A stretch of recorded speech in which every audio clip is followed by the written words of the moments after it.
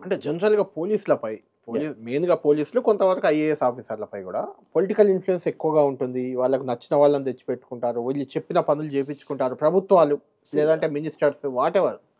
ఇది ఇప్పుడు కొత్తగా వచ్చిందేం కాదండి. మొదటి నుంచి బట్ ఇప్పుడు ఉందా నాకు అది? తెలిసి హ్మ్. నేననేది ఒకటండి. పొలిటీషియన్స్ వాళ్ళని కట్ చేయాలనేది ఎక్కడ అనకూడదు. చాలా ఫస్ట్ మనం ఏమనుకుంటే పొలిటీషియన్‌తో మాట్లాడటమే రాంగ్ అని అనుకుంటే చాలా పొరపాటు. ఖచ్చితంగా వాళ్ళు ఎమ్మెల్యే పబ్లిక్ రిప్రజెంటేటివ్స్ అండి. వాళ్ళతో కలిసే ఒక చేయాలి ఎంపీ పని. ఉన్నారనుకోండి, ఆయన కలిసి ఏదో పని పబ్లిక్ చేయాలి. ఆయన పబ్లిక్ సమస్యలు తీసుకొస్తారు. అవును. తెచ్చినప్పుడు మనకు తెలిసిందే రైట్ అనుకోకూడదు ఎప్పుడు.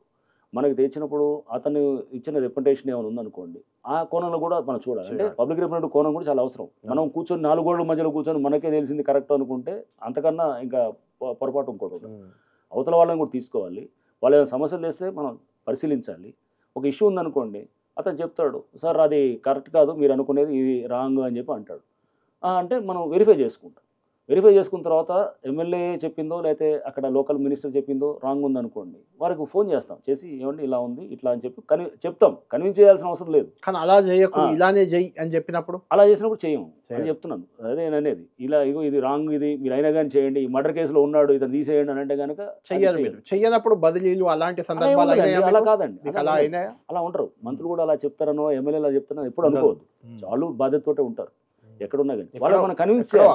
అక్కడ కొంచెం మనం కన్విన్స్ చేసి చెప్పాలి. అది కూడా హ్మ్. చాలా ఇంపార్టెంట్. అంటే ఆర్ట్ ఆఫ్ ఇంట్లో భార్యాభర్తలు ఉంటారు. అవును. లేదా పిల్లలు ఉంటారు. ఏదో మాట వాళ్ళు విన్నప్పుడు మనం ఏం చేసి కన్విన్స్ కన్విన్స్ చేయాలి. చేయాలి. Correct. So convincing this is art of negotiating. అంతే. సో మనం మాట్లాడి వాళ్ళతో కన్విన్స్ చేసి, లేదు సార్ ఇగో ఇట్లా అని చెప్పి మనం ఎక్స్‌ప్లెయిన్ చేసాం అనుకోండి మంత్రికో. హ్మ్.